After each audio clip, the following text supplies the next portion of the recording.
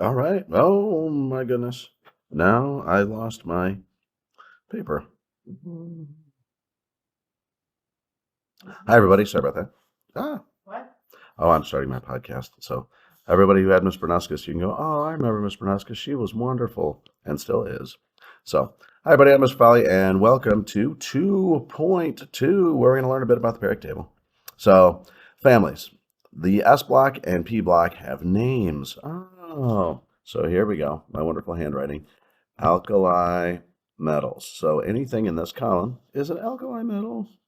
Anything in this column is an alkaline earth metals. Those of you with short attention spans may not notice that these words are a little bit different, but they are. So alkali and alkaline are different. Then we have the idiot groups of boron group, that's the top one. Carbon group, that's the top one. Nitrogen group. So notice how it just tells you. And then, oxygen group.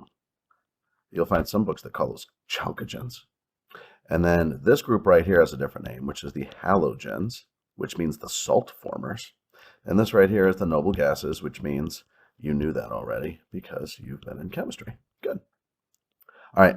So the alkaline one is group 1, and they're reactive. They're large. They have 1 valence electron. Group 2 is the alkaline earth metals, 2 valence electrons, not as reactive. And the boron group, notice we skipped the D block. They don't really have names, but we'll actually put in here this area right here are called the transition metals. And these right here are the inner, INNER, transition metals. Carbon group has 4 valence electrons, 5, 6. So if you look at this, you can tell right away that, I'll change my color on this, valence electrons are 1, 2, 3, 4, 5, 6, 7, 8. And in the D block, the valence electrons are odd because it's 2 all the way across. And there you have it. There you go. Hydrogen, by the way, is its own family. Oh, how nice. It's like the Vatican City of the periodic table. It is a nonmetal. It has 1 valence electron. All right, periodic table charges. Charges are periodic as well. +1, +2, +3, 0, -3, -2, -1, 0. So what that means is sulfur is -2. Tellurium is -2. But aluminum would be +3. And that's kind of all you got to do. Metals, nonmetals, semi-metals, the big dividing line.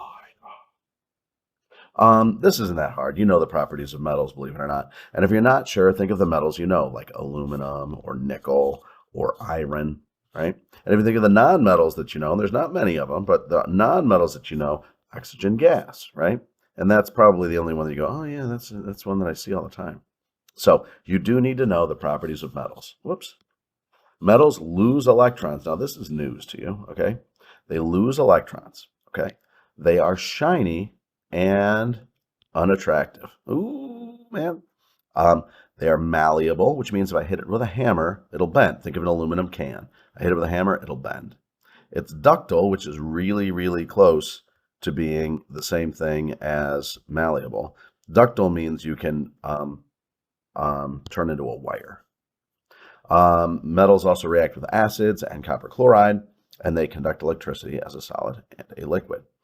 Nonmetals gain electrons. Remember, metals lost, nonmetals gain. Nonmetals are dull, meaning not shiny. They're brittle. Take a hammer and hit a glass, right? Like a glass, it'll shatter. That's what brittle means. Doesn't react with acids, doesn't conduct electricity, and if you don't conduct electricity, you're called an insulator. Semi-metals are also called metalloids, and they're a mix of those properties. And your semi-metals have 2 sides on the stair step except for aluminum. You should know that aluminum is a metal, or you should stop vaping. All right. That's it. I will talk to you tomorrow. Toodles.